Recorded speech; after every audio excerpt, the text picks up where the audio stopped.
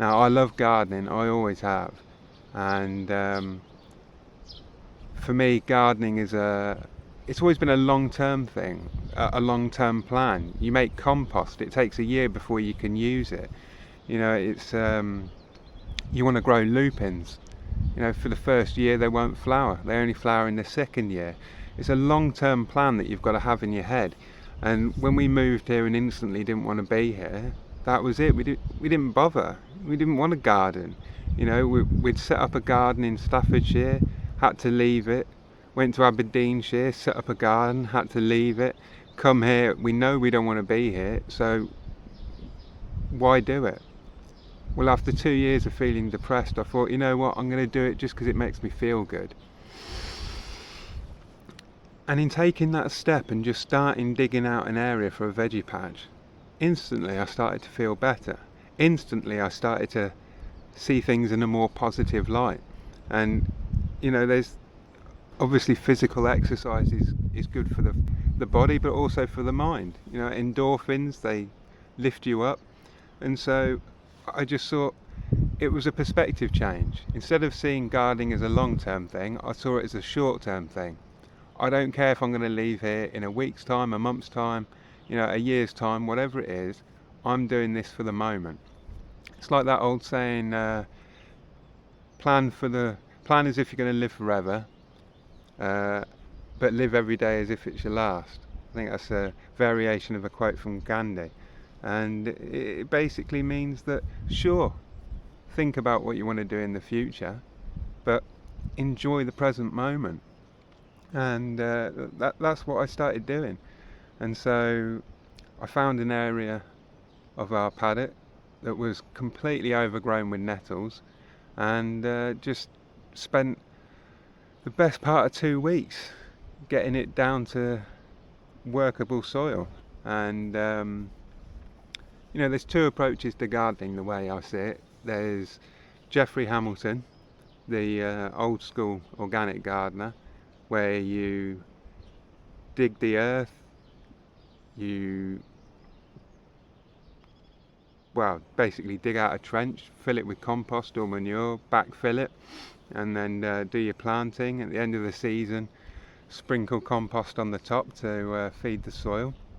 And now there's the modern school of Charles Dowding, no dig, where you put down a layer of cardboard, you cover it with compost in autumn, and then the following spring you start sowing straight into it. And I subscribe very much to both of these gardeners. They both take an organic approach, and they both experiment, and they're both very open-minded. And well, Geoffrey obviously passed away, bless him, but you know, a great example to us all. And I would have gone with Charles Dowding, no dig, but Charles's approach needs two things: to start in autumn, really, and have a lot of compost on hand. And we'd already spent all our compost at Aberdeenshire, so we haven't got much available. And I'm starting in spring, so I didn't have time to wait for everything. So there was also a third thing as well. I think because it was nettles, no dig I believe doesn't work as well with nettles, so I took the approach of you've got to dig up all the roots. So a good approach with gardening is little and often. You know, Rome wasn't built in a day. If you try and do too much too soon, you'll kill yourself doing it. And I almost killed myself over 2 weeks just digging out that patch. But you know, I just did a bit every day, and finally got it done, and started sowing some seeds, and yeah, it's well on the way now. So what I'm going to do, I'm going to show you where we're at, what we've been up to, and yeah, what we're going to do today: transplant some seeds. So we haven't got a polytunnel yet, and we're on a very low budget, so you've just got to make use of the space you've got. This is obviously just a windowsill. We've got various tomatoes here. Some of these seeds were like 10 years old. Kale. Let's have a look. Swiss chard. More tomatoes. Lettuce. Into the conservatory we have beetroot. I think more kale or cavanero. A couple of lupins that I grew from seed a few years ago in Staffordshire. I brought them to Aberdeenshire and I kept a packet of seeds. 2 years later, a couple of them have germinated. This is Sarah's squashes and courgettes. Got one coming through. More kale, cavanero, lettuce. Loads of kale, because we're vegan, so we eat a lot of greens, and they're so expensive organically to buy that, you know, we grow a lot of it. These are all a dwarf borlotti. Nothing coming through there yet. Spring onions, cucumbers and spinach. Into the kitchen I've got Bedfordshire Champion onions, Alicia Craig. Again, these seeds were like 10 years old and none of the Alicia Craigs come through, but the Bedfordshire Champions are doing great. Again, all these seeds are ancient, so I'm not sure about the germination rates, but coriander, basil, tarragon and rocket. Looks like only the coriander is going to come through. Now this is hollyhock from my mum's garden. I'm not sure if that's a hollyhock or if it's just weeds, because all of this was taken from soil from the veggie patch, so you know, a free source of potting material, but all of this could be weeds. I've really no idea, but this was supposed to be hollyhocks. That's aquilegias, lupins and dianthus. So I'm gonna have to wait for it all to get bigger to see what is actually what. So the runner beans went in a week ago or so. This is 2 days in the life of a runner bean seedling. Just a quick time lapse I set up with my DSLR. Here I'm just digging a trench where the runner beans are going, filling with compost, then backfilling. Ready to plant out the runner beans. There's space at the back for French runner beans. Now we're growing in deep beds, which just means 4 foot wide with a foot path either side. So these are the raspberries. Got a path that I've marked out, 4 foot bed, path, 4 foot bed, path, 4 foot bed, path, 4 foot bed, and so on. So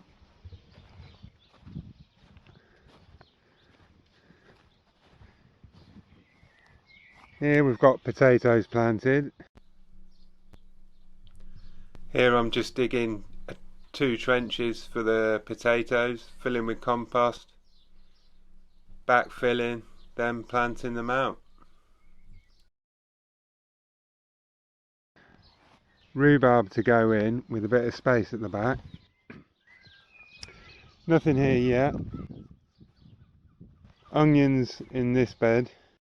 Same process for the onions. Digging trenches across the bed, filling with compost, backfilling, then planting the onion sets, which the birds have mercilessly dug up. So I've sown some backup onions, which are ready pretty much to go out. And this is what we're going to do now.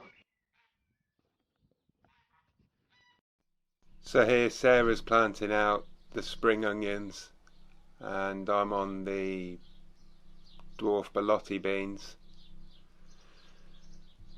Planting in deep beds allows you to plant the plants much closer together than you would in traditional single rows. Sarah's done the lettuces, now I'm on to the kales and cavalieros.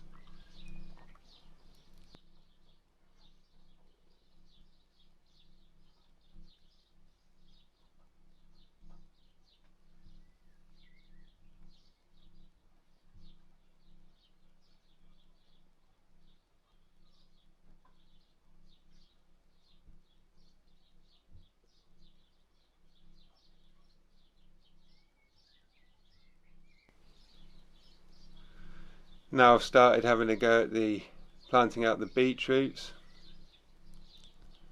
but at this point it's getting towards the end of the day and I've had enough.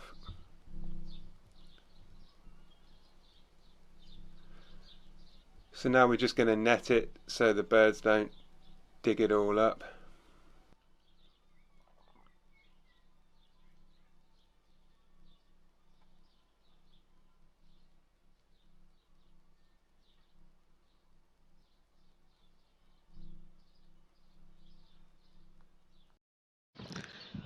So that is today's work. We have planted out block of borlotti beans. They're a dwarf variety. Then we've got cavallonero, Chinese kale. I've started on the beetroot, but my knees have had enough. Sarah's done spring onions. Spring onions and the beetroot are multi-sown, so you basically just, as one gets bigger, you harvest that one and then the others get bigger, and it saves on space, makes it a lot easier sowing them. And then at the back there we've got lettuce. Still got a few more things to plant out.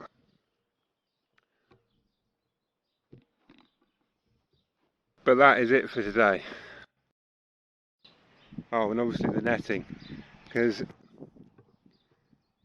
the onion bed here,